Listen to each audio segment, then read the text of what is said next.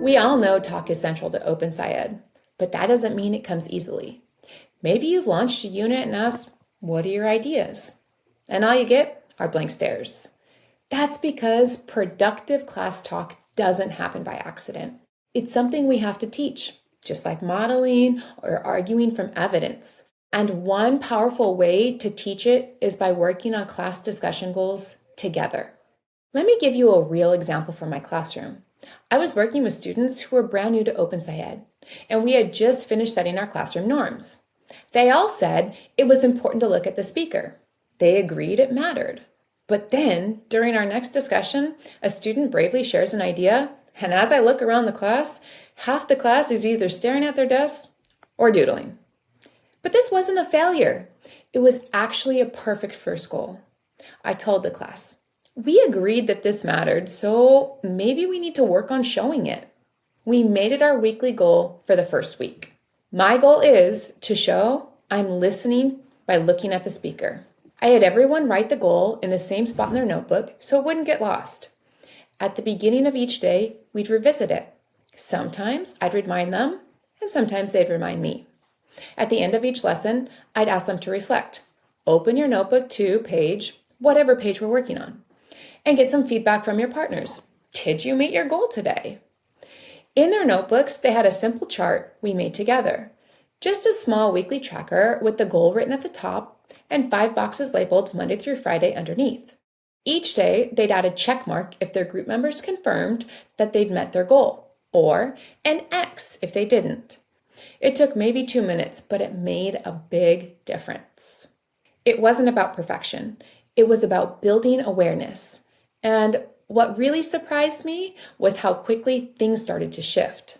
Because we weren't just repeating the norm. We were treating it like something worth working on. And that shift is where the real work and real growth starts.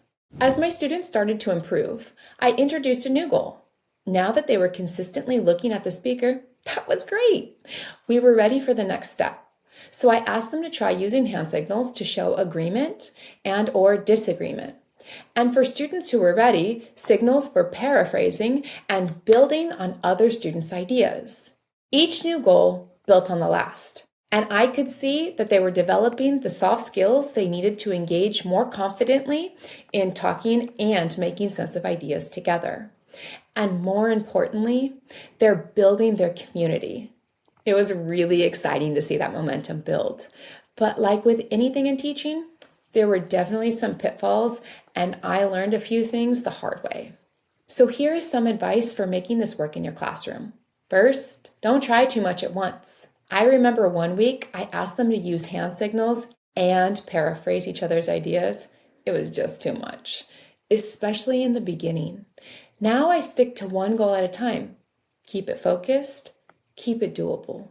Second, if I didn't actually follow through on the reflection piece, like I forgot to ask them to rate themselves, they'd stop doing it. The routine only worked if I kept it consistent. Just a minute or two, but it had to be there. Sometimes we had to return to a goal we thought we were done with. That's not failure. It's just maintenance. These skills don't stick without practice. Finally, it had to become a routine where every day we started class by reviewing the goal. These kids were going to 5 or 6 classes a day. They're not ignoring the goal. They just need help remembering it. So I'd ask students to review their goals during the opening routine. One day, I asked them all, is this really even helping you? And their answers really stuck with me.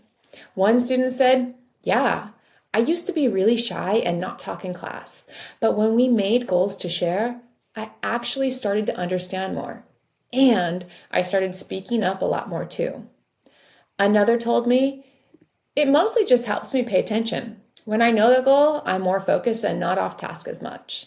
And the one that really resonated with me was one student that said, even at home, I feel like I have to have a goal to speak with confidence or share in a group. It helped me to grow as a talker and a person. That's when I realized this isn't just about classroom norms or discussion strategies. It's about helping students build confidence, helping them focus, and developing an awareness of their identity within our classroom.